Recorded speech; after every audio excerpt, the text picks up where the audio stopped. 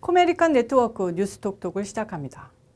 일각에서는 도널드 트럼프 대통령이 이번 대선에서 1980년 대선 당시 지미 카터 대통령과 같이 크게 패할 것이라고 예측하고 있습니다. 1980년 대선에서 공화당 후보였던 로널드 레이건과 카터의 득표율은 각각 50.7%와 41%로 현재 바이든과 트럼프의 여론조사 결과와 거의 일치합니다. 1980년 대선 득표율은 선거 전 여론조사 지지율과 거의 일치했습니다.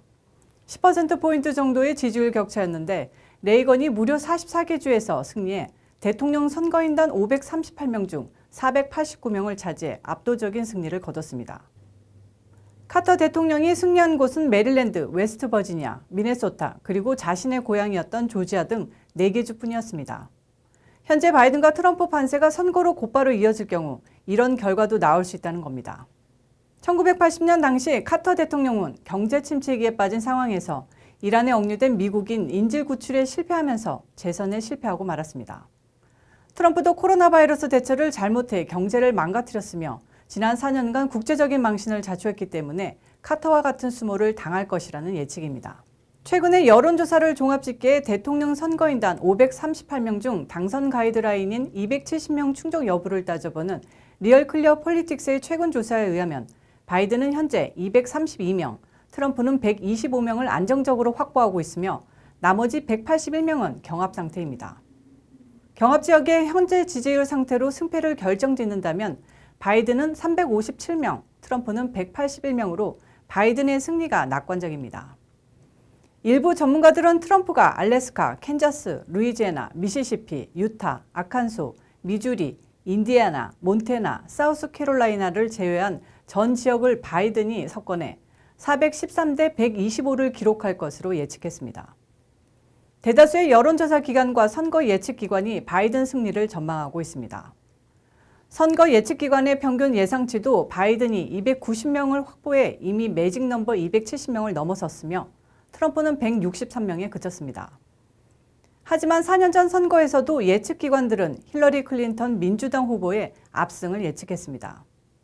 트럼프는 4년 전이나 지금이나 여론조사가 진짜 민심을 잡아내고 있지 못하다며 경합주만을 돌아다니는 폭풍 유세전을 진행하고 있습니다.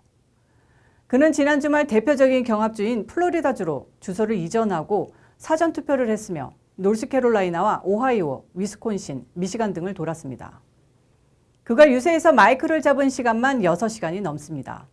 반면 바이든은 전통적으로 공화당의 아성이라고 할 수 있는 조지아만 방문했습니다. 최근 조사에서 조지아가 바이든 쪽으로 돌아선 것으로 나타나고 있기 때문입니다. 하지만 바이든이 4년 전의 클린턴과 마찬가지로 여론조사 패러독스에 빠졌을 가능성이 높습니다. 미국 대선은 전국 득표가 아니라 주별 승자 독식 방식의 선거인단이 관건입니다. 경합주의 샤이 트럼프 계층의 특성을 감안하면 5%에서 8% 안팎의 여론조사 지지율 격차는 가뿐하게 넘어섭니다. 지난 대선의 결과가 그 사실을 보여줍니다. 바이든은 현재 플로리다 29명, 펜실베이니아 20명, 미시간 16명, 노스캐롤라이나 15명, 애리조나 11명, 위스콘신 10명 등 모두 101명이 걸린 6개 주요 핵심 경합주에서 1.5%에서 7.8%포인트 차이로 우위를 점하고 있지만 이들 6개 주는 2016년 클린턴이 우세를 보이다가 실제 대선에서는 트럼프가 이긴 곳입니다. 101명을 모두 트럼프가 가져간다면 306명을 확보해 승리하게 됩니다. 이 경합주의 지지율 격차가 막판에 계속 좁혀지고 있습니다. 플로리다는 보름 전 3.8%포인트에서 1.5%포인트로 줄었습니다. 펜실베니아도 7%포인트에서 지금은 4.6%포인트 차이를 보입니다. 선거가 다가올수록 지지율 격차가 줄어들다가 역전에 성공했던 4년 전 패턴을 다시 보여주는 것입니다. 트럼프는 경합주에 모든 것을 걸었습니다. 비판에도 불구하고 주소지를 플로리다로 옮기는 결단을 내림으로써 대통령의 고향을 만들어달라고 호소했습니다. 그런가 하면 펜실베니아에서는 유년 시절 한때를 보냈으며 대학을 나온 펜실베니아를 믿는다고 밝혔습니다.